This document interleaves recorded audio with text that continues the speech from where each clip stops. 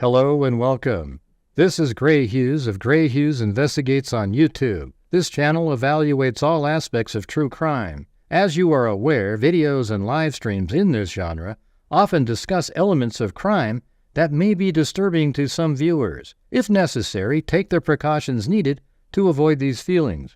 Factual information related to cases is the key to fostering rational true crime discussions. Fortunately, you will find that here. Please hit the like button only once, share the video, and subscribe if you like my content. Thank you very much for watching.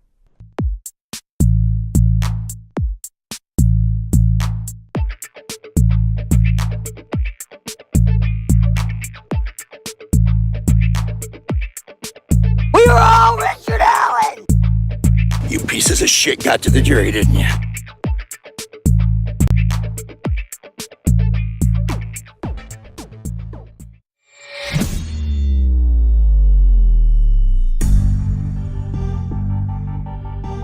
Hey, what's going on, everybody? Well, there's an NTSB press conference coming up here in a minute.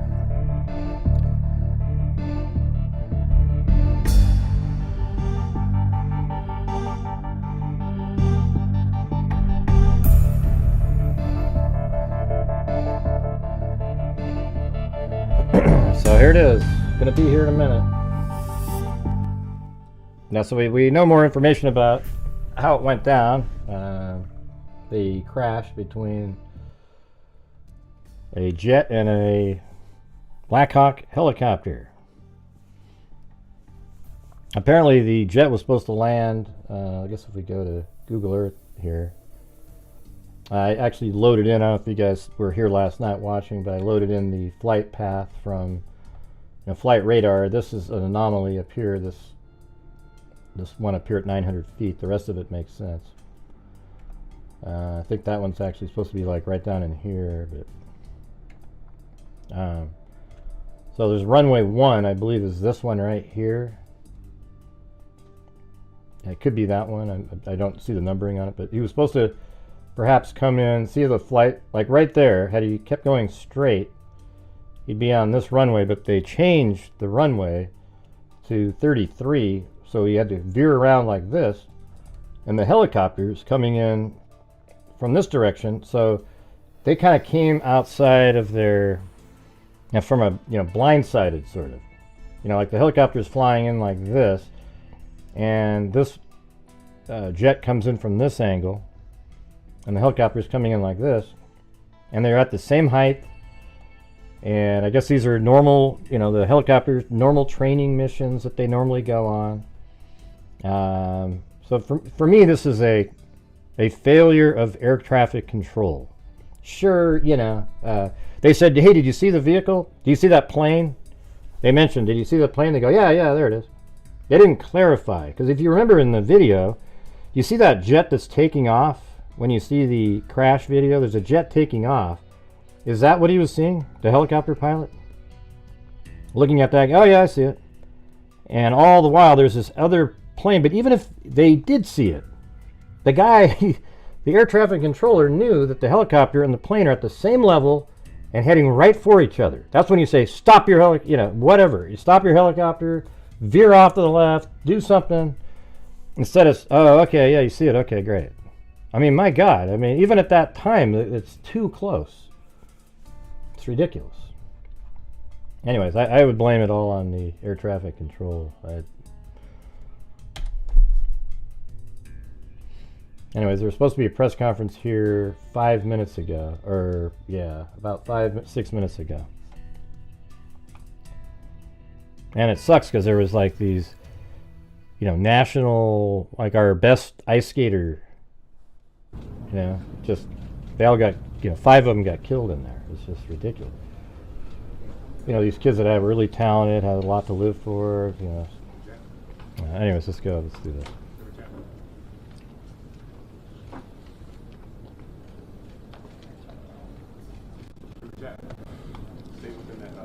If the volume's too low, let me know in the chat after they start speaking, and then I'll boost it up manually over here. Okay.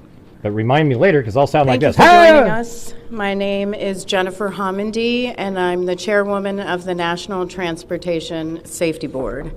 The National Transportation Safety Board is an independent federal agency that's charged by Congress with investigating every civil aviation and serious accident and serious incident in the United States and significant events in other modes of transportation.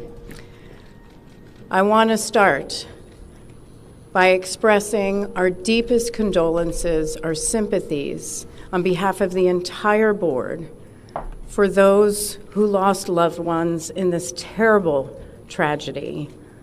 Our thoughts, our prayers are with you. Entire communities were affected, and we are thinking of you. With me today is Bryce Banning. Bryce is a senior aircraft accident investigator with the National Transportation Safety Board. He's also going to serve as our investigator in charge of this investigation. Also with me today is the entire board. We have Todd Inman, member Todd Inman. Todd is going to serve as the board member on scene, the spokesperson for this investigation. All of the board members will be here.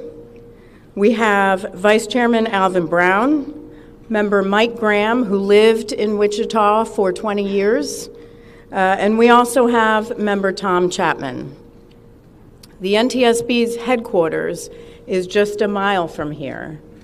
And so we are all here because this is an all-hands on-deck event. And we're here to assure the American people that we are going to leave no stone unturned in this investigation. We are going to conduct a thorough investigation of this entire tragedy, looking at the facts. Now, with that, I want to level set. When we go to the scene, and we were here last night, we allow the responders to do their important safety mission, which in this case was search and rescue and recovery. We stand back to allow them to do their important safety mission. And so this, for us, is our first full day on scene with our entire crew coming together. We have about nearly 50 people on scene, and in addition to our resources back at headquarters in our labs and throughout the agency. So with that said, we are not going to get into specific facts in this press conference. I want to level set here. We're going to get into our investigative process. As we are able to confirm factual information, we will provide that. I do want to say this is a whole of government effort. I was able to brief, along with others, the President of the United States and the Vice President this afternoon. I want to thank them for their leadership, for their tremendous support of the NTSB, for our investigators, and for the responders that are on scene doing an important mission. I also want to thank Secretary Sean Duffy, who I was communicating with early on after we first got word of this tragedy. We've been working together throughout the day, along with his team at the DOT and within FAA. I also want to thank Secretary Pete Hegseth, who was also integral in working with us today. Chris Rocheleau, the acting administrator of the Federal Aviation Administration. We've heard from many members of Congress on both sides of the aisle, and so I will say this is a tremendous, one more time, whole of government effort. I also want to take a moment and thank the many, many responders that have been on scene. It has been an incredible effort. And I will have a full list that I will provide, that we will provide tomorrow, but I do want to thank them for all their work. With that, I'm going to turn it over to Member Inman for additional remarks.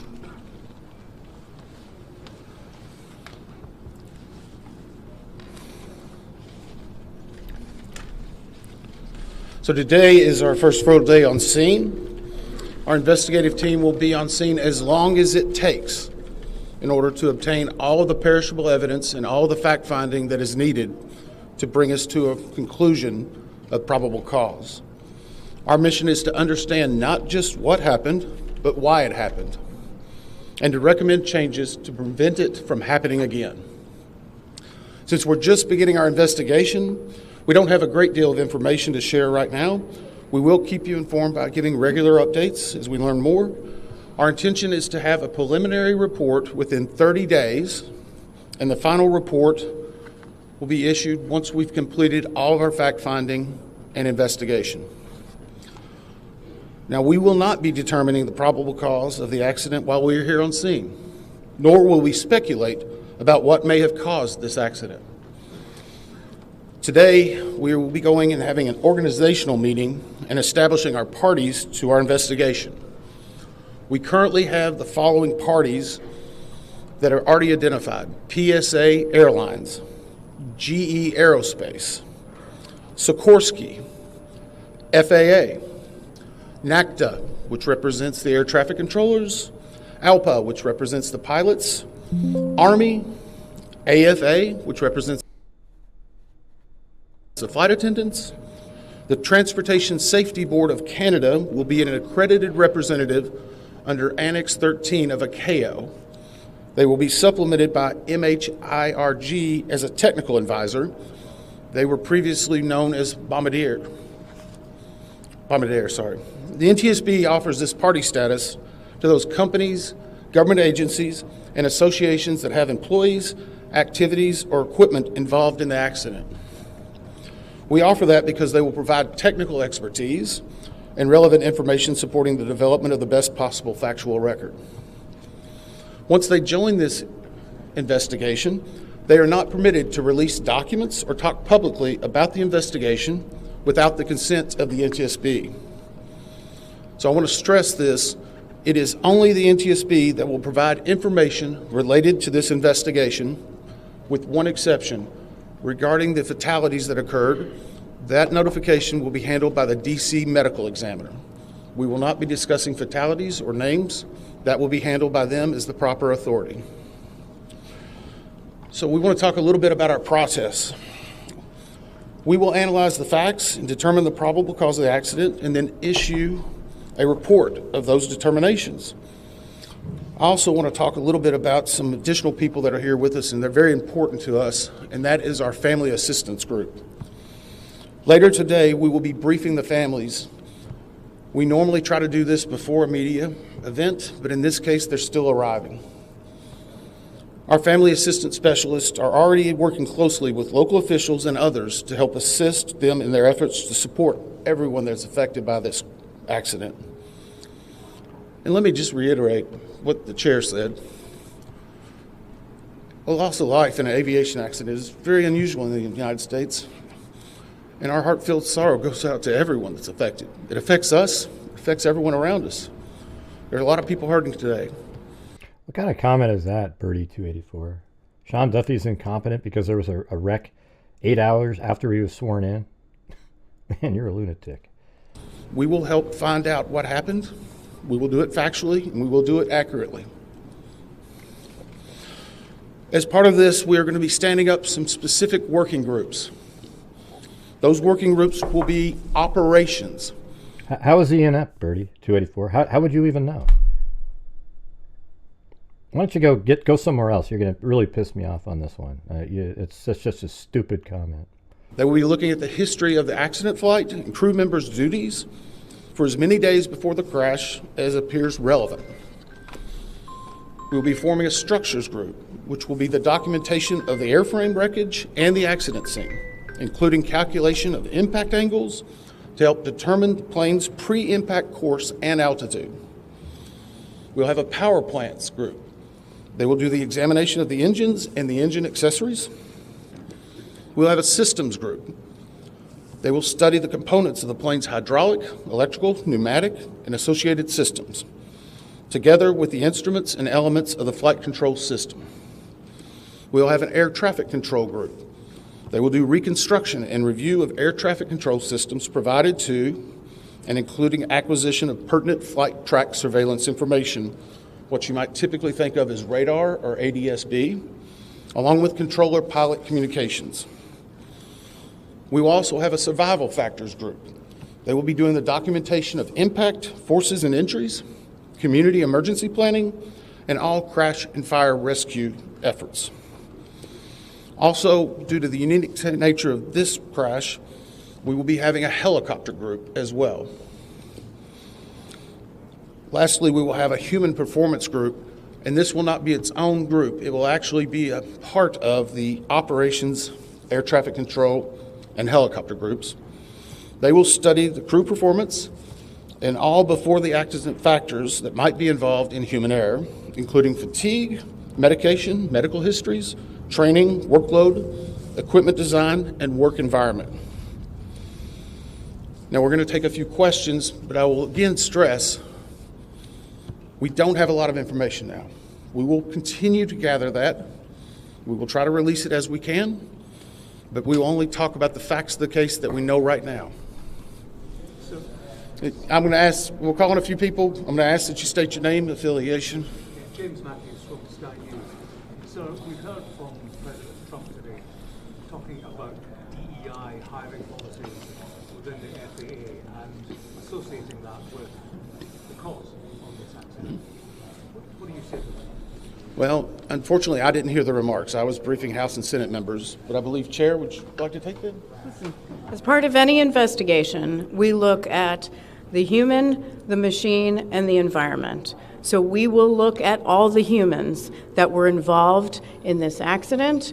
Again, we will look at the aircraft, we will look at the helicopter, we will look at the environment in which they were operating in. That is standard in any part of our investigation. I'll turn it back. Chair, can I ask you, has the flight data recorder been recovered yet? And I turned off the reactions. In a water disaster like this, which presents a very difficult environment for your investigators and the people out on the water? Well, the question was on the flight data recorders. And we have not recovered the flight data recorders yet. We know they're there. They are underwater. This is not unusual for the NTSB. We have many times recovered flight data recorders in water. We have. Yeah, they do have wing. I mean, come on. Some of these comments in the chat are just ludicrous. Okay, can we just think through things rationally? Our lab right here, that is about a mile from the NTSB, so it's not unusual. And once we get those, we'll be able to get those read and information from them to be able to provide further information to you. I'm going to turn it back over to Member Inman. Sir. Heather Henry with CBS News. Earlier today, Defense Secretary Pete Hegseth said a mistake was made last night. Based off of you all's initial... Of course a mistake was made. ...preliminary findings, have you all been able to tell whether this was human error or mechanical failure? The question was, is there been human error or mechanical failure? We don't know what we know. We know it's human error. We do not know enough 100%. facts to be able to rule No, in I can or tell out. you right now it's human error no matter factor, what. Mechanical factors, that is part of the NTSB. There's no NTSB chance it's something investigative other than process, human error. Where all of these groups will come together. It's one of the reasons why the NTSB is known as the gold standard. We will take the time that's necessary, but I'd also like to reiterate, if we find something that is a significant issue that warrants immediate action, we will not hesitate to make those recommendations and make them public. We have a good track record on that, and we want to continue doing so. Sir. Hello, Sir. Tom Costello with NBC News. Does it hurt your investigative process, maybe for the chairman, does it hurt your investigative process to have the president already suggesting possible causes here as you try to keep an open mind and begin this investigation? Thank you. Tom, with all due respect, I think the press also likes to state what probable cause is before we get to the probable cause. So what I'm going to say is you need to give us time. You need to give NTSB, it's not that we don't have information. We do have information. We have data. We have substantial amounts of information. We need to verify information. We need to take our time to make sure it is accurate. That's best for you. That's important for the families. It's important for legislators who are seeking answers to try to figure out what they're going to do about this. And so it will take time. We do have a lot of information, but we need some time to verify that.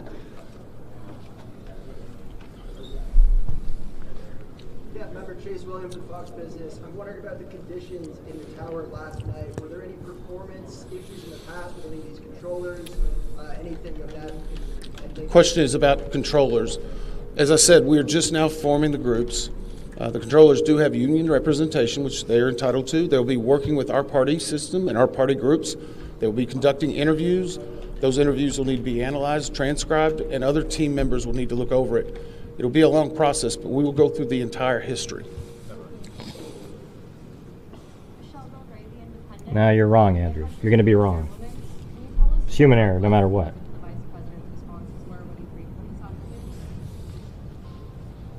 Sure. So the question was about my briefing for the president and the vice president. As is standard, we offer briefings on our process and what we know, and this was a briefing with the president and vice president and with Secretary Duffy and Secretary Hegseth and also the acting administrator of the FAA. There was discussion on what we know so far and our process, and that was about it. Right. Ma'am, Chairwoman, Stephanie Ramos with ABC. Hey, thanks, Danny. Similar to Tom Costello's question, I see you are in. The president has stated what may have caused the crash, stating common sense. Does that affect your progress at all at this early stage? Yeah, so the NTSB, we conduct Look how they're always fishing to get important Trump safety on mission something. where The we media take sucks, a man. very careful God. approach. Can we just have a different I'm sorry, 4 years? The question was on speculating during investigations, which is we often hear about. Biden had said the same what thing. I nothing. will say is we look at facts on our investigation, and that will take some time. And at some point, we'll be able to provide that factual information, as Member Inman said, and provide that hopefully tomorrow. Hang on a second. Dave. It's just disgusting. Just like, what's her face up above? So the question was about black boxes, which are referred to as black boxes, which are typically orange. We have not recovered any of the boxes involved yet. We feel comfortable and confident that we will be able to. Right now, recovery of life is probably most important in those that were involved. I mean, there are still ongoing recovery efforts involving the fatalities involved, along with some debris is coming out as well. We will make sure that that perishable evidence is maintained. We have a great process for that. We will probably have more than one black box, so to speak. It's our understanding that the Sikorsky everybody started blaming helicopter Trump right is after the equipped wreck with on some Twitter. form of recording devices, and those will be read either by the DOD or by us. We have a good starting relationship with them, and we've already made agreements in order to be able to do that. So I feel comfortable in what we're going to be doing. The other question was about air traffic control. We received a very large package of information from the FAA at about 3 a.m., I believe, this morning. That is still being reviewed and analyzed. I would say there's a lot more information that usually comes in that than what you may find online and people might speculate about. And that is part of that overall process where we take the time to get the information correct and to make sure all the parties are engaged and involved and can fact check that information. One. Dave Cohen from CNN. Can you tell me if the NTSB has reviewed this FAA internal report that has been cited by the New York Times indicating that the controller that was on duty at the time... Well, they didn't though, Jarek, so what do you say about that? They didn't see it. We have not reviewed any specific reports about the controllers at this time, at least from the leadership team. Our investigators are continuing to pull all that information. Their personnel records, their files, where they were at, whether they were fatigued, all that information will be part of that investigative process. But right now we can't speculate on anything that may have been reported in the media until we get the opportunity to validate and understand how it impacts the investigation. We're going to take just a few more questions. Sir? Yeah, Orange Kana, Paper Magazine. What's the process and the logistics like of bringing the families in? Are they coming into the airport? And how are you going to sort of do the sensitivity? Yeah, and they were talking about night vision goggles that they might have been wearing. So the question And is the lights about would have the drowned out. families. Yeah, you wouldn't see shit And with all the lights. many of those families are still en route. Some are still being notified from both the military and from the commercial crash. There is a family assistance facility that's being stood up by American and PSA Airlines in Bethesda, Maryland. They've you already been imagine working having on to do that, standing it up. Our team from our disaster assistance team has also been coordinating with them. We plan on briefing them. It is customary that at some point, if the families wish to go to part of the accident site, that we would arrange such a thing, but it will only be when we know that it's safe, we have the correct perishable evidence, and we can do it in the proper modesty that should be for those Who family said it was members. just sitting there? It will be a little bit of a process, but it will take some time. Sir, to follow up on the air traffic control system. No, sir, or are you? I know that Marielle Carbone with DC News now. We've heard from some witnesses that they saw people were able to come down the slides of the plane. Has there been any indication that people got off the plane into the water? No. Well, again, we will not speak to the fatalities. The D.C. medical examiner will, but I think People saw people coming down the slides. D.C. fire chief this morning very succinctly said correctly that we believe there are no survivors. What were they off They're- the plane? Like, did they even get out of the plane? Last question. So, hang on one second. Right now, we're going through the debris fields. Nothing we've seen would Indicates indicate that anybody maybe was slides or alive. chutes were deployed. It was a very quick, rapid impact, but we've seen nothing in that regard so far from the evidence we have, but we still need to verify all of that information. One more question? Are you going to be looking at the family member's cell phone? Go ahead.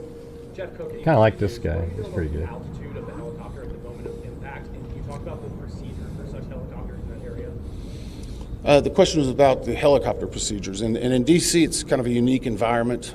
We've been getting briefed more and more by the FAA. I'm not an air traffic control specialist, but they're actually helicopter zones, if you will, or tracks.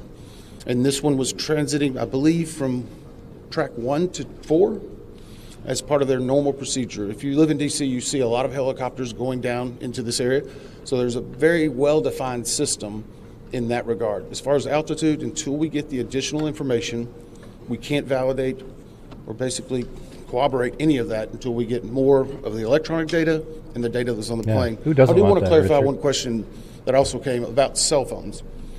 You know, in today's age and time, a lot of electronics and other devices do contain a lot of different information. We've found on a number of our accidents that we actually are notified through a smartphone that may sense that.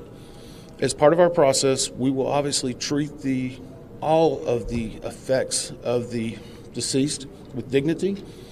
We are already starting to pull that information together. If we feel that it's necessary to find or pull some of that information, we will work with the families and make sure we do it in a manner that's respectful for them and their privacy.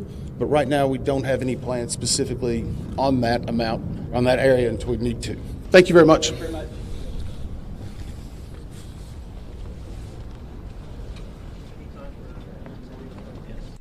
Well, there you go. Yeah, so the whole DEI thing, we're not going to know the answer to that question until they figure out why somebody was doing something. I mean, the thing is, the reason that was brought up is because the pilot in command apparently was a female pilot that had 500 hours of flying. There was also another pilot on there that had 1,000 hours, and they were both being evaluated. Hold on a second.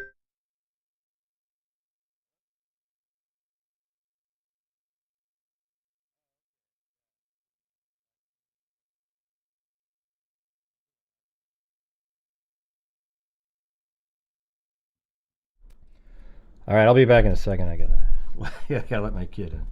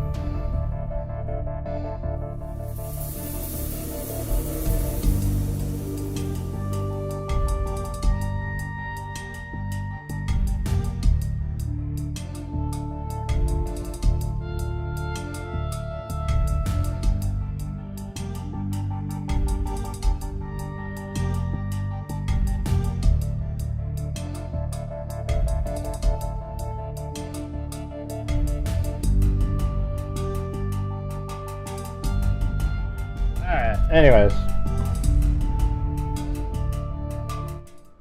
I kind of hurt my back, so he's over here doing some stuff that I can't do. Ah, jeez. Yeah, this is that whole flight for that plane. Look at that. Right there. Takes off. This entire flight. And then comes in. And then it's right there. And it, let's see, right here. See, I think originally it was supposed to just kind of keep on flying above the bridge and just come in and do a nice little landing right here. You know, just be like, you know, coming in like that. Let's see, like I can sort of imitate it. It would be like this. You know, and then land. This one, but then it had it change, and then it came in like this, and it was supposed to come in and pretty much just land like this. On a shorter one-way, it's a smaller plane. And then there's a helicopter coming in. I have that, an image of that. Yeah, this right here.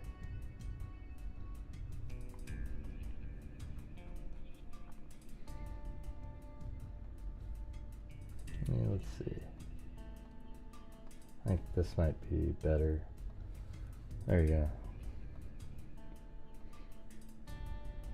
So apparently that helicopter took off over here. I don't know why it has it marked there, but this is the flight, this orange path right here. And you can see down here there's the levels, so you know you're looking at, they're the same height. And it comes around, you know, it's just flying down the river there.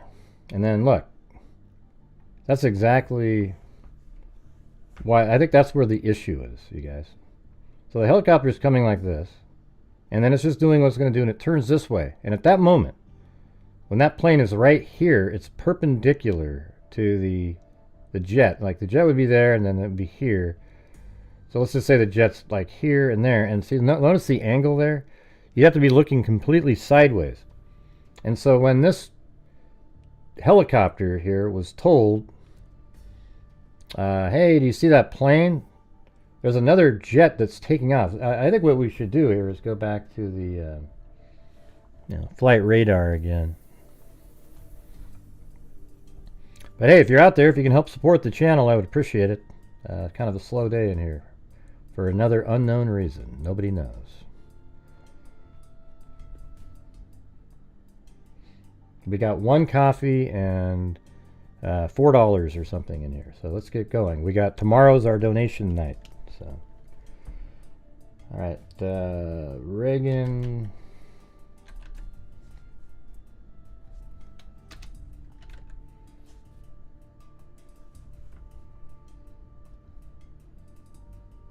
Right there. Okay, so there is the thing. Now, if we go back to playback, and then we go, I think we need to go all the way back to 1:45, and then start playback.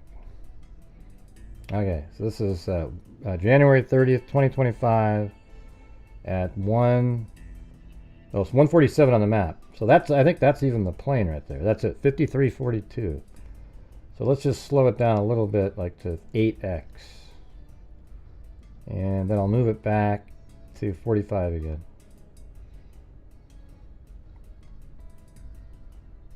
So there it is. That's the plane right here. See? Right there. And then, so it's already been told to reroute. It would have gone straight like that. Hey, thanks, so blank slate. Thank you, Grand Freaks, for keeping it real. All right, see, it's going in this flight pattern it has here. I don't know how accurate that is, but apparently it started to turn. That's actually right where it went in the water right there. Okay, I mean 100%, right across, right there. Apparently it's only 8 feet deep. I thought that was kind of strange.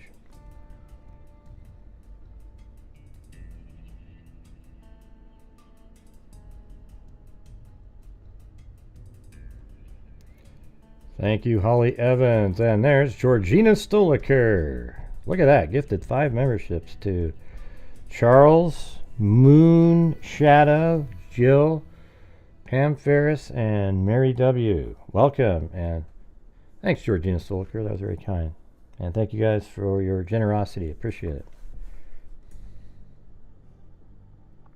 You know, unfortunately, this doesn't have the helicopter. Flight radar doesn't.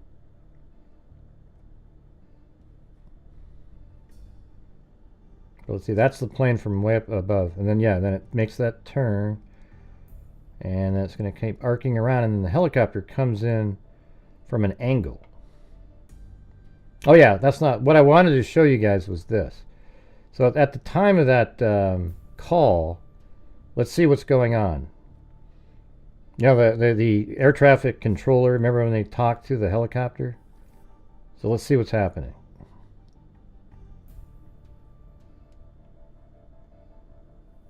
Look, I think it's that plane right there. You see how that plane took off? I bet you anything that that is exactly what the helicopter saw. And they go, yeah, we see it. They didn't clarify what plane they wanted them to notice. But see this plane right here? The helicopter's coming in. It's right over here. And it sees that plane taking off. And it goes, yeah, we see it. And then here comes this jet. And then it just happens, they're going this way and they're looking at the airport probably. And then this plane comes flying in from the side. It's going to come down to human error, okay, 100%. Now people go, oh no, the helicopter flew right into it. It just looks like that to you, okay? But look at the, I'm just telling you, just use logic and reason, everybody. I know it's not as entertaining. You know, it's generally not as, ooh, wow, bells and whistles. Look, just look at this right here. Look. Look at what's going on. Can you see how this would be a problem for the helicopter? The helicopter is flying like this. Probably right around here. Hey, do you see that plane? And they're like, yeah, and they're looking to the right as this plane's taking off. They weren't made to clarify. Then this jet comes flying in from the left, and they weren't looking in that direction, unfortunately. And then boom. And so the problem is I think this is a 100% air traffic controller problem. This helicopter, Pat 25, should have been anywhere near that runway at that time. It should have been back here somewhere. You know, still hovering. Hey, can you hold off back there? You're getting a little too close to the landing plate. But they changed this landing for this plane, maybe with not much time left. Let's say, you know, I'm just going to throw it out there. Let's say it's going to land, and about 10 minutes before landing, they go, hey, we need to switch over to 33. And so maybe everybody wasn't dialed in as well as they should have been on that. Now, they shouldn't have been at the same altitude. They shouldn't be anywhere. Even if they're in the same altitude in that same, you just can't have that. I mean, what if the helicopter was hovering at 100 feet and the plane came in at 150? That's ludicrous. Even if the helicopter is at 500 feet and the plane's at 150, if they're overlapping each other, there's something wrong. Now, of course, if it's a jet's at 35,000 feet and it's flying over an airport and another plane is taking off and it's at 100 feet, no, it just doesn't mean anything. But you're talking about hundreds of feet. Forget it, man. You can't do that.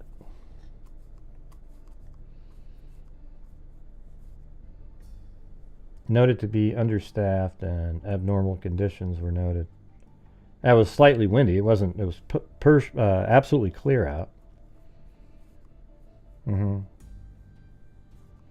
Yeah, I mean, it looks like a ludicrous situation for a plane. Even I saw an expert on Fox News who'd said he'd been there, and he says, yeah, it's really like complex. You know, a lot of planes coming in, and they just added even more that can have routes there.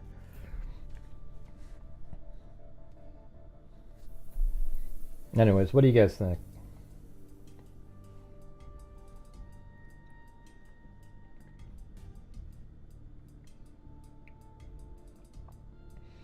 I wonder if there's a way to, on Google Earth here, if I said something, it's not Google Earth. I guess that is.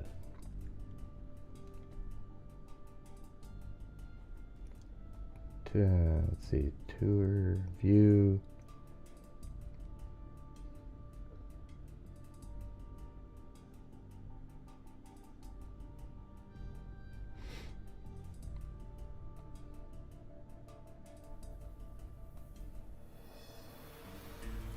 Yeah, I remember there was something you could do with touring. I haven't done it for so long. Be interesting just to kind of get on the same flight and then sort of be with it like that, I guess. It's pretty close. And then right when it's coming around right here, helicopter comes in from the side. It was looking to the right and then boom, straight down. I'm pretty good with Google Earth, you know. That wasn't too bad, just following that.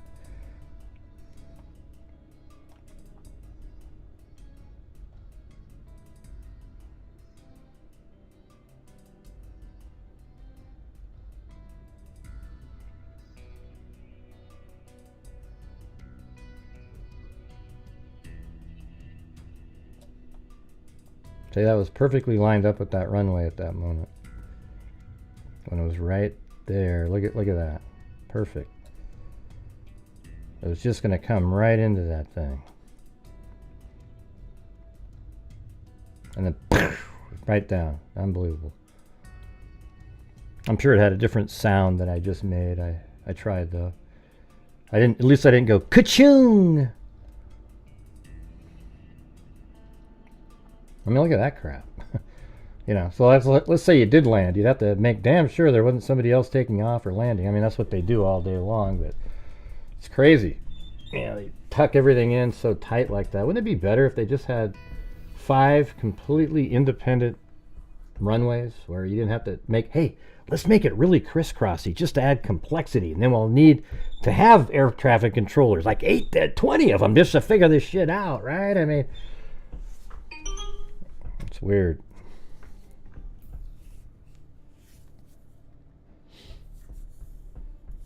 Yeah. I don't know. CK. See, here's the thing. People are looking for there to be a conspiracy. They're trying to find something. What can we do? Okay, let's see. The ice skating team was really part of a Russian communist plot. You know, they were coached by 2 Russians. So maybe they were just really... And then there was this other faction of...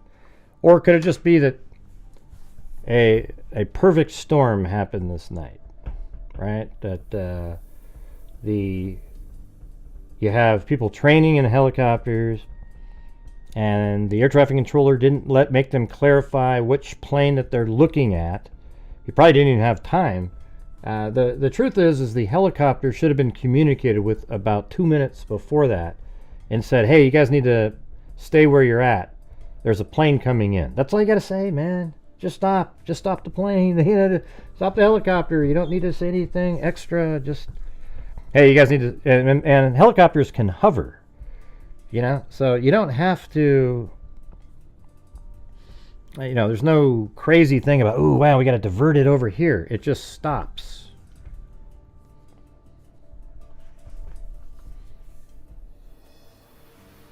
Okay, yeah, of course they're gonna say that, American Dreamer. Of course they're gonna say that. I don't know. I guess we'll have to wait and find out.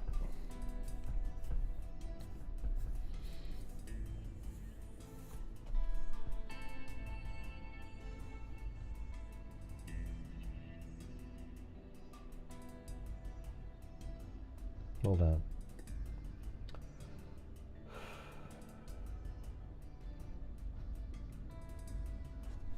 Is this you? Did you send me that email just now?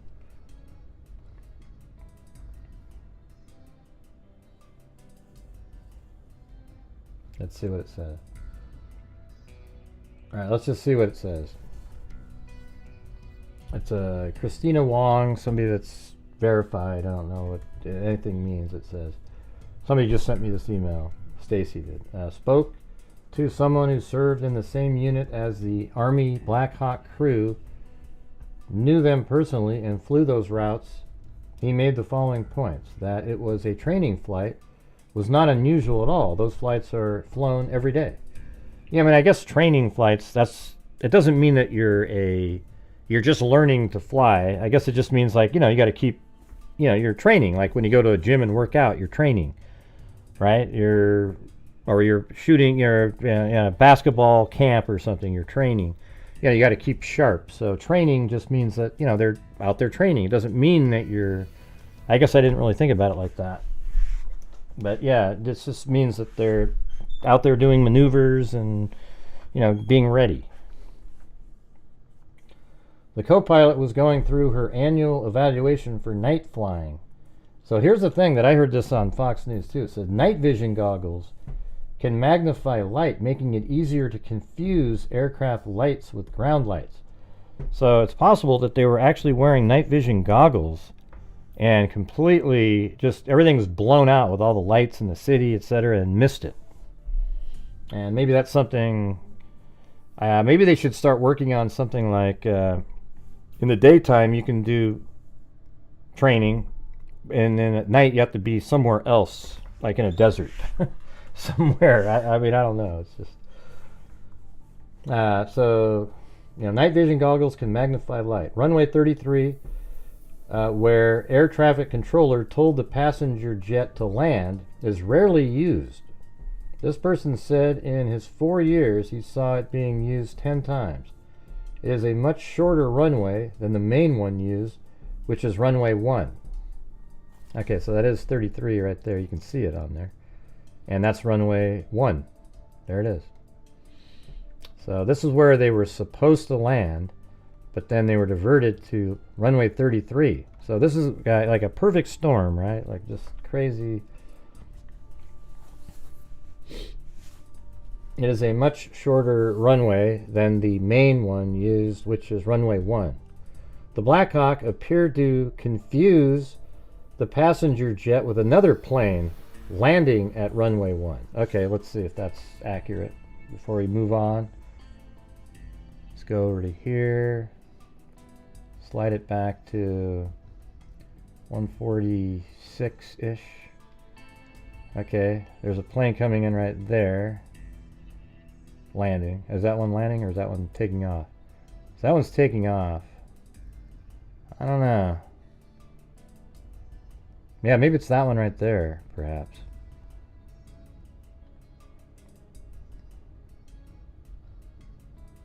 Did that one just land, though?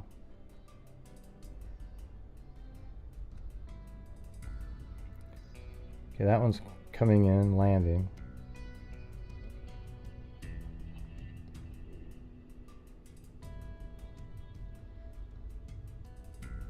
So I wonder if it's that one. That's at 46, only a minute and a half earlier. I bet you that's it. I bet you that's it. That one at 146. What do you guys think of that? He looks over and he sees it landing, and he's probably right there, so, But then there's another plane that's been diverted, and that's who the air traffic controller's talking about. But look at that one, came in at 146. That one right over there. Interesting. So let's get the flight number of that and see if that turns out to be the case.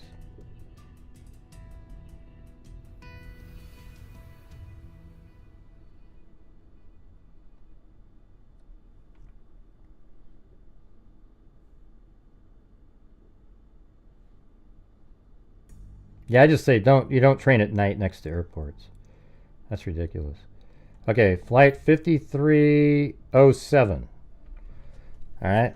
Maybe it's 5307 that the helicopter saw, because look, here comes that plane right now. You see that?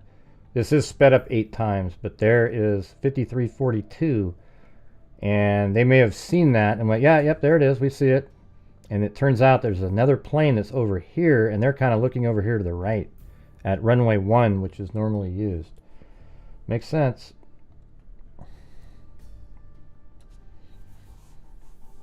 I think it's more fun to try to figure out what actually happened instead of digging into a conspiracy theory. What do you guys think?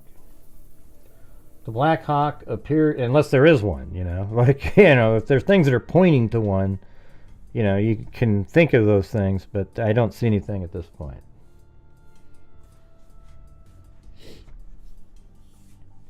The Black Hawk appeared to confuse the passenger jet with another plane landing at runway 1. I think that's it. Which is why the pilot in command, a female, confirmed seeing the CRJ and requested visual separation, or essentially saying he would avoid it. Ah, there you go. So they probably saw it coming into land. Yep, we'll avoid it. And they're probably like right over here at that point.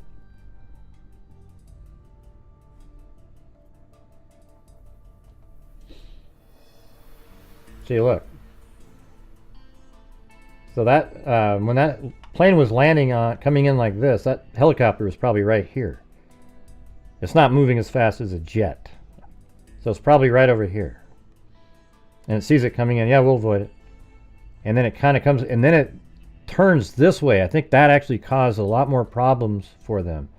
As soon as they turn right like this, people probably started looking over at the airport, etc. And this plane came in and turned and came in from the side and smashed into that helicopter. What do you think of that?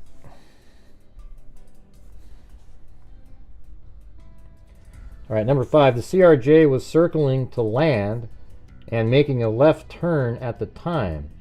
The Black Hawk was in its blind spot. I just told you guys that last night.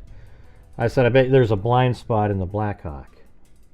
And as a matter of fact, you can see, I was looking at the picture of the Black Hawk. Let's see. You guys remember me saying that last night? So hell, that's probably a good way to look at it. Look at that.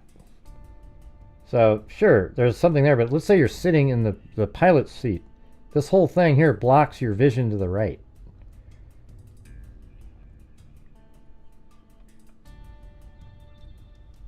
I mean, that's a good way to look at it right there, right?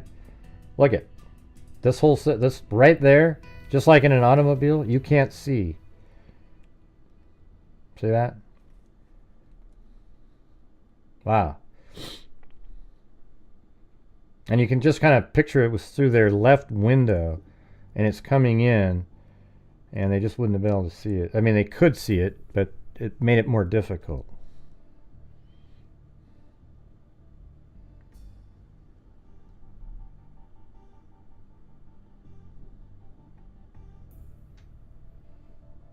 Because they don't put planes and helicopters that close to each other, killing me softly. Isn't that obvious? I mean, that's why I keep telling you it's the air traffic controller's issue by putting these planes in the same. I mean, it's so stupid that, look at, you got a helicopter and a plane right next to each other at the same height.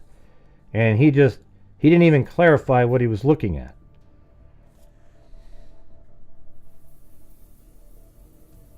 It's rare. And the reason it's rare is because most of the time they don't place them that close to each other.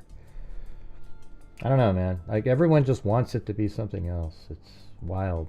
I think it's way more interesting trying to figure out like the precise thing. I do the same thing when we're doing crime cases, trying to figure out exactly what's going on. But look at that. You can see that. Remember yesterday everybody's saying, oh, it's a head-on. It wasn't head-on at all. That's absolutely perpendicular. You know, obviously that's not exactly the positioning. It would be more like in front of, like right over here or something like that. So the plane's coming in like this and the helicopter's flying. So there's a moment where it's a little bit more off to the left and in front of them. You know, like when it's here and they're there, it's more looking out the front. But if they're kind of still focusing on the airport, because that seems to be where the air traffic controller was referring to, then maybe they just missed it. It's going to be human error in this case. I guarantee you, if they want to try to come up with something, I mean, I don't know. I'd be shocked if it's some mechanical error. They were too close to each other already. That's the point. Yeah, I've seen it, Cindy. Who cares? They were out there training, just going up and down and around out there. Yeah, we've seen it 100 times. And I tried to explain to people last night when we were watching the video. I said it looks like it came in from the side because the jet in the video is still basically slightly moving to the left, to the right on the screen. And the helicopter is going right at it. Therefore, it's a perpendicular collision. It's not a head-on anything. Okay? Does everybody agree with that now? I tried to go over it last night, and they were like, I don't get it. Well, the thing is, if it's a head-on, then the movement of, depending on, one might be a little faster than the other one, but the jet is obviously faster than the helicopter. And so the jet would, if there was head-on, would be moving quickly towards the object also, but it wasn't. It was moving straight at the camera, basically, and then a helicopter came in from the side. I don't know what one you're talking about, Cindy. I don't dig around for garbage like that. Yeah, it's a T-bone, sure. It's going to come down to the air traffic controller didn't make sure. It's the job of the air traffic controller. Well, I'm not sure what the technicality is. I mean, the pilot in command is probably, at the very end of the day, has the, all the, I guess, control of the plane and responsibility for it. Just like when you're a drone pilot and you have to take your Part 107 and you're the remote pilot in command and it's nobody else's fault other than yours. You're the one that takes responsibility for it. But I'm just wondering in, actual aviation with planes and jets and helicopters, if there's more onus put on the air traffic controllers given the congestion there is. So what do you think about that? Anyways, let me keep going through these. The crew was experienced. The instructor pilot had just under 1,000 hours flying. He was former Navy. The co-pilot had around 500 hours, and the crew chief, who served on multiple combat tours, around 1,000 hours. They flew these same routes for at least 3 years. It was not unusual to have 3 crew members on a Black Hawk. There's only 4 for certain mission, four for mission sets. Whether the crew chief saw the CRJ would have depended on which side he was sitting on. It was a dark night with no moon. Air traffic control could have told the Black Hawk to hold north or diverted it. There you go. Potential changes could be changes to route, altitude, or hours during heavy air traffic. All these things, they all made for a perfect storm. God, hey, man, you guys, it's almost like they were listening to my show. Look at that. I mean, that's exactly right. I think it comes down to the air traffic controller. It's weird because I almost feel like they have more fault because they're the ones that can see all the planes and all the helicopters, and they know exactly where everybody is, and they should have informed the helicopter, or hell, even, well, not the plane. The plane was just doing its normal route to land, and the helicopter's out there just doing training missions, whimsically. Well, not really whimsically, but they're just flying around doing what they want to do.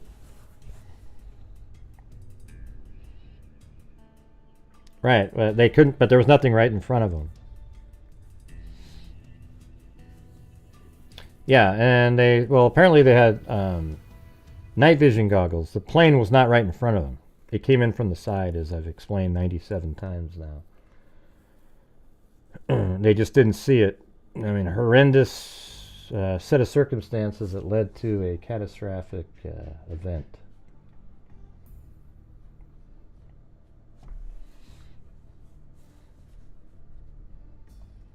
But anyways, I just felt like I'd come on and just do the press conference and hang out for a little bit. And that's going to do it. But if you haven't subscribed to the channel, go ahead and do so. Unless you're really into conspiracy theories, then you won't like my channel at all. Okay, so if you want me to dig down into a conspiracy theory, you might as well just unsubscribe immediately. If a conspiracy theory presents itself as part of the, when I'm looking into different cases, then we'll go that route. But I don't start with a conspiracy and then try to make things fit the conspiracy. Okay. Yeah, you'll be bored out of your mind if you're really like, I need a conspiracy. There's lots of channels that'll sell you a bunch of garbage, and when the truth comes out, you'll be lied to, but boy, did you have a good time. It was really fun, and I just can't do it. I have integrity different than other people, okay? Gray, that's not what it is. They just have an open mind, you bastard. Well, I have an open mind, too. As a matter of fact, I think of all those same things that you guys think of. But when I think about it, and what's more rational and reasonable, I come up with something different. And I don't say them out loud to try to sell something, to try to get people more pumped up and interested. All right? I don't consider like the YouTube true crime, whatever you want to, true crime genre. I look at everything the same, even when it's something else, and I don't think of it as a game or anything like that. I look at it like I try to put out accurate information. I try to, I do try to generate an income on here so that this channel can actually go out and make a difference. My channel's given $229,000 to charities, even to wounded warriors, and tunnels to towers, all of them. Texas Equisearch, RAIN, $229,000 in 5 years. All right, so we make a difference here, and I'm proud of that. Unfortunately, people like drama and more sort of entertaining takes on things, like, ooh, who was on that plane? Ooh. If the plane was filled with, I'll tell you what, if the plane was filled with a bunch of politicians and the helicopter pilot was on the terrorism watch list, I would be right with you guys. But I don't see anything like that at all. We have 3 pilots training in a helicopter, and they crash into a plane filled with ice skaters. All right, I think that's completely opposite to. No, Gray, there's this other person that was on there. It's psyops. It's yeah.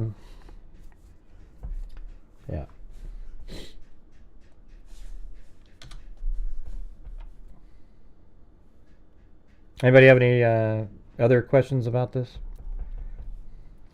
I mean, I can probably work in aliens if you need me to. Shit, that was that one light. Yeah, I couldn't determine exactly what it was behind the. Yeah, I just want to know exactly what happened in this instance here. I feel absolutely certain it's not a mechanical error. The odds of it being a mechanical error and them just randomly happen to be on the same height and in the same spot at the same time with the mechanical error is almost astronomical, so you can forget that. It's just going to be the you can't ever rule something completely out. All I'm telling you is I think the odds of that are incredibly low. It's going to be human error. It's going to be, there's no error on the part of the jet.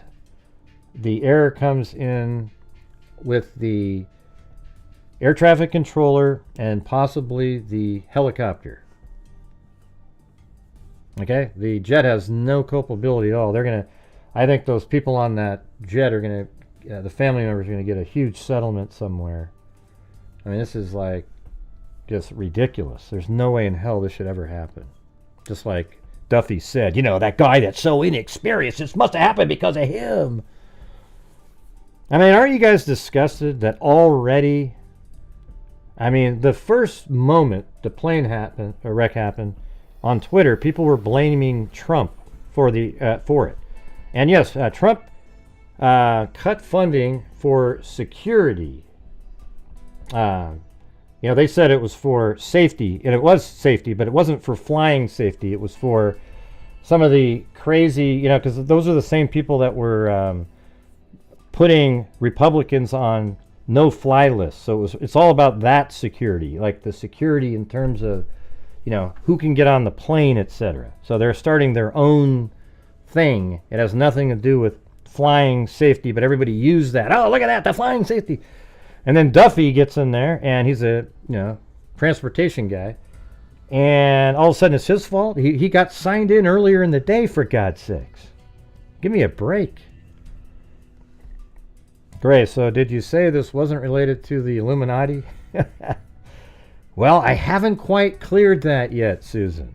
I'm still working on the Illuminati angle. You know, and if I can throw in some Odinus, I'll do that too. You just never know. Yeah, he's absolutely qualified. Yeah.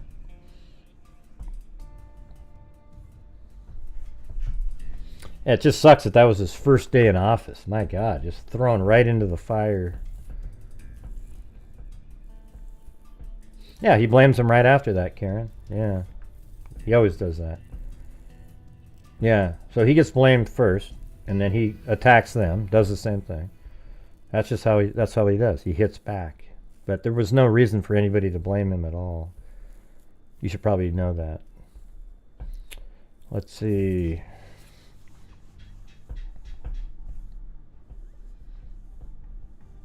Yeah, I just can't there just be a little moment of from the press cutting a break? What was the one question somebody said in there?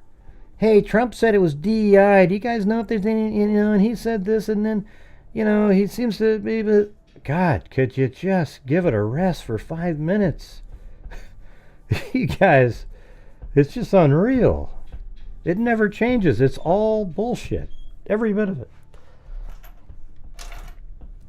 God, I mean, I wish people actually followed along and realized the crap that was sold to people that was not true in the last 4 years.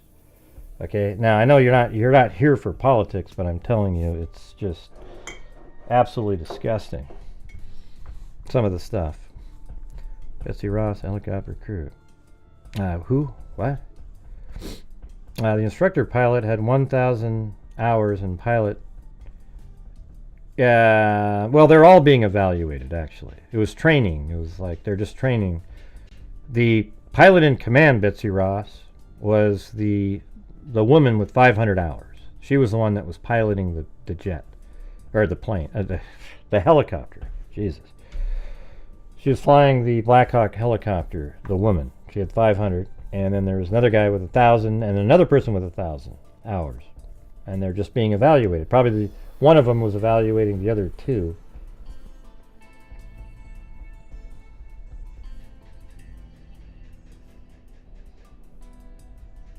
Yeah, no, it's crazy, right?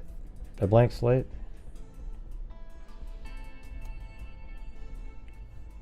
Yeah, like that whole bloodbath comment. Do you guys remember that? That thing about put a 1 if you remember how they said Trump said there would be a bloodbath if he wasn't elected.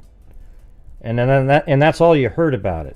I put a 1 if that you remember hearing that and going, God, and then they play the quote of him saying, if I'm not elected, there'll be a bloodbath. And people go, oh, wow, God, that's crazy.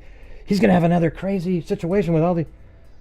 The truth is, he was talking about the auto industry. If they just rewound the tape another 30 seconds, he said, yeah, the auto industry, they're trying to build, China's trying to build plants down in Mexico.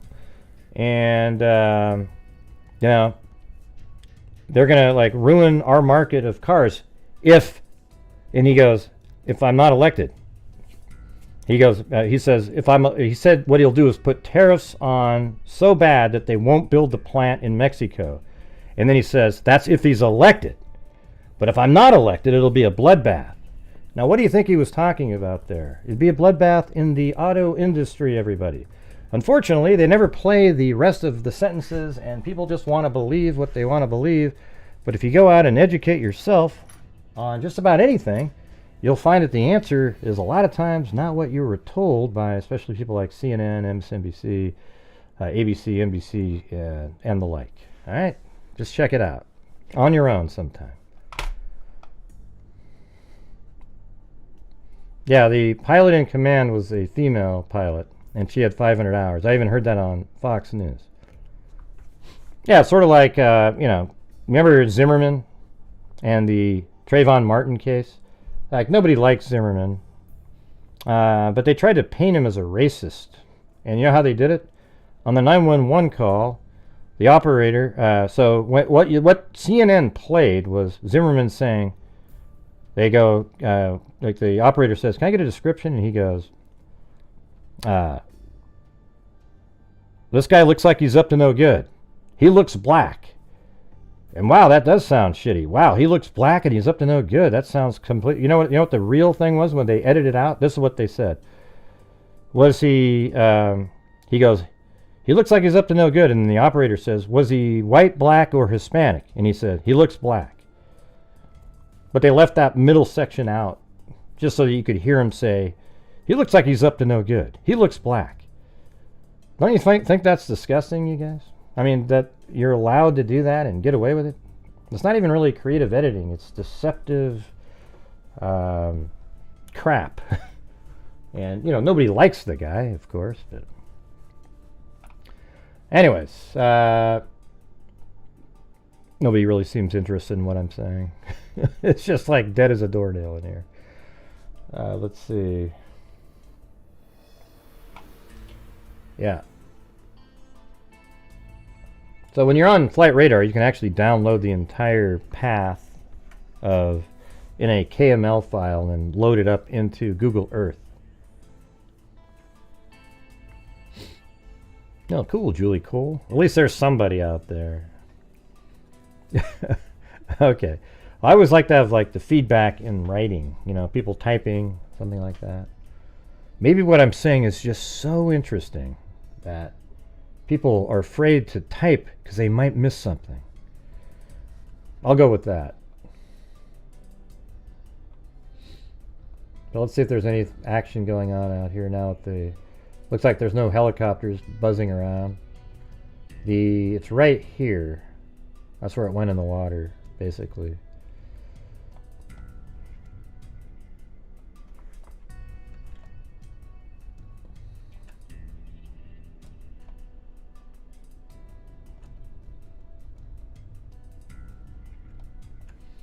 Yeah, let's see if we can take a look at the, here's the one right here, watch.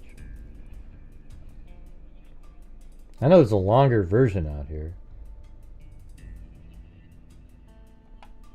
There's one that, the helicopter is much further. See it right there? See how you can see it moving quickly? That's like the normal speed of a helicopter. Right? But the jet isn't moving. You know why? Because it's coming right at, it just slightly, look at it, it's barely moving to the right. Okay, so that means the angle is probably, like 80 degrees or something. And then boom, you see that? And so if it's actually going to the left, so now I can kind of get a picture of this. It must be like, if that's runway 33, that image must be about like this. Oh, this is crazy. Let me turn off that thing drives me nuts. So that must be about the angle because it's, wait, no, like that. Must be about like that because the plane, let's see if it's turning. No, it's going to the right, so I think it's like that. And so that means the camera is somewhere like over here filming that. Yeah, maybe like right there. So it's turning and then it's heading towards it like that. Yeah. And then right over here, the helicopter's coming in from the left over here. And then the plane's coming in like this. So the plane's coming in like this and turns. The helicopter's just coming right like this. And then, I mean, that's just nuts. Jeez. I wish I had a better explosion. All right, hold on. Let me. Probably. It's better than me going. Maybe not that one.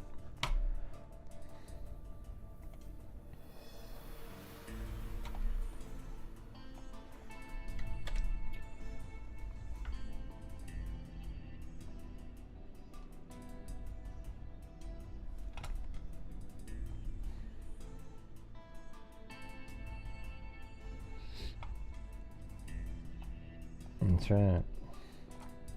All right, you guys. I don't know if I have much more to offer here. I mean, this is a 3D city, so I mean, if we could get more, I'd like to get the full data. I mean, it would be amazing to have. They're never going to release that, though.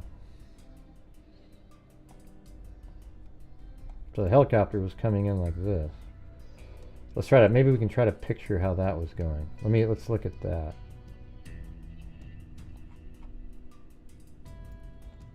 That's right there. Okay. So I'm going to put this off to the side and use it, and I'll show you what it might look like from this. Okay, so the helicopter was coming in. I'll just do the last part here. It was going like this.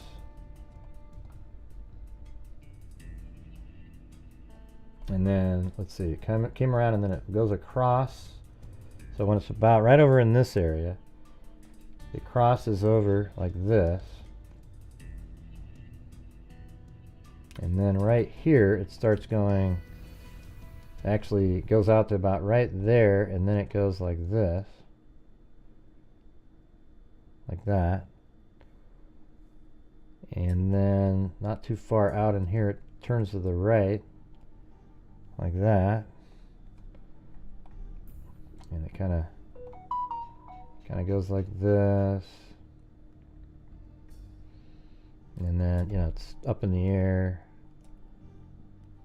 See, there's the runway right here that's coming in on.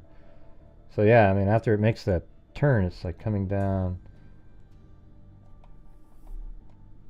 just flying like this, and it probably said, hey, do you see that? And it looked over to the right to see that plane, and they're not looking, they're kind of and then they start turning like this, you guys.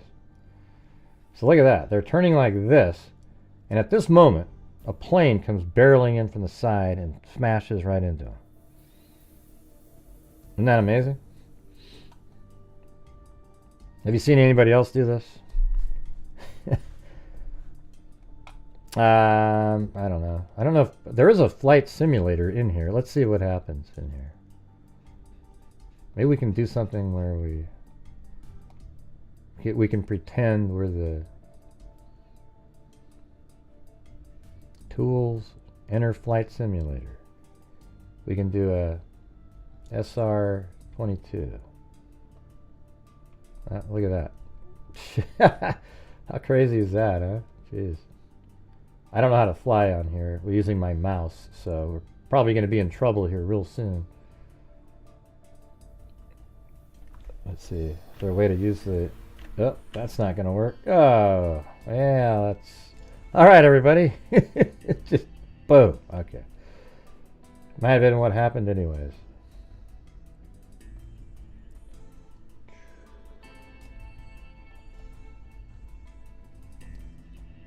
Yeah, this probably, you could probably have to use the... Oh, yeah. Interesting.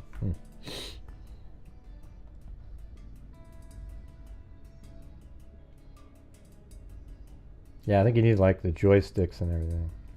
There might be keyboard commands, I just don't know what they are. Wait, that kind of looked like when I did the arrow. Yeah, look at that. The right arrows. Okay, and then the forward arrow gets you moving. Oh yeah, and then the right arrow straightens you back out a little bit. Just and then I think the mouse maybe... There, okay, I'm almost doing something. Oh, jeez. Ah. Yeah, you guys getting as sick as me?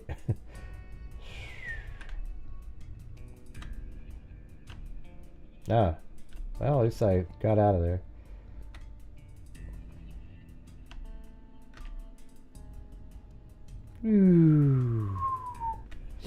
Alright, I'm going to get out of the flight simulator. I obviously don't know how to do it.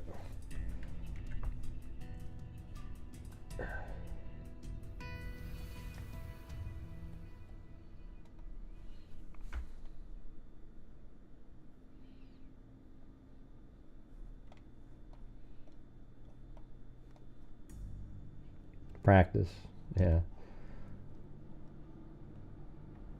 Let's see. So if it does flight simulator, what are the keys? Does it say on here? Current, Control A, airport.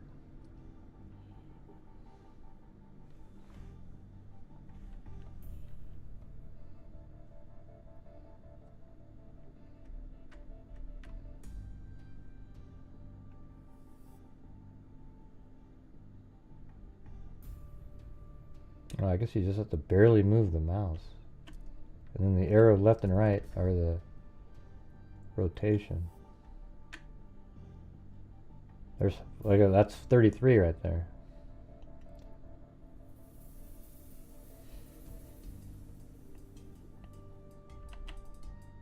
That's a little bit better. All right.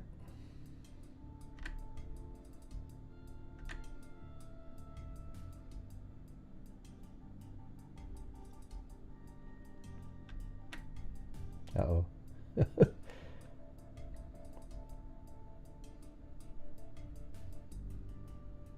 So it's like, I think the mouse is kind of like the stick.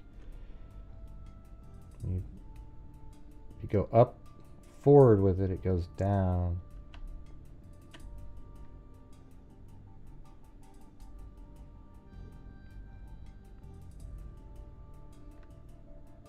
Uh-oh, wrong way.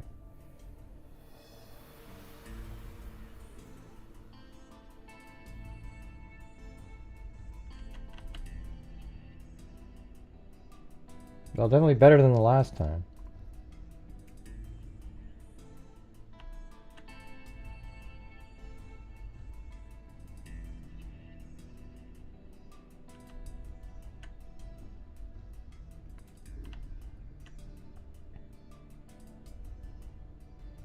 Yeah, anyways. Better than the last time. Better than the last time. Not at the end there. But yeah, the helicopter, it looks like it came in like this. So it came flying around. If I just put this right over here, it might work. So kind of like this. And then it came across like that. And then it sort of went down like this. And then right around in here it started turning. And then it was actually going this direction right at the end, and then from the left side the plane just came in and smashed it. Boom. So there it is. All right, you guys, I think that is going to do it for this live stream, but tonight we'll obviously, maybe, I guess, we'll go over the same thing. See if we can get some more information. If you find any interesting articles or anything, forward them to my email at grayhuze2@gmail.com. Thank you to Olivia CR for 8 months, Danny ICURN, A Blank Slate, Holly Evans, Georgina Stoliker for gifting the 5 memberships, and Susan. And we had Kami, and then Rubicon got me a coffee at the last minute there. All right. So thanks, everybody. We will see you guys a little bit later. All right. So thanks for being here. Hit that subscribe button and hit that like button. I would appreciate it. And as I always say, until next time, be safe out there. Don't forget to watch our wrap with Lori Daybell. Yeah, I've been doing this true crime thing for quite a while now.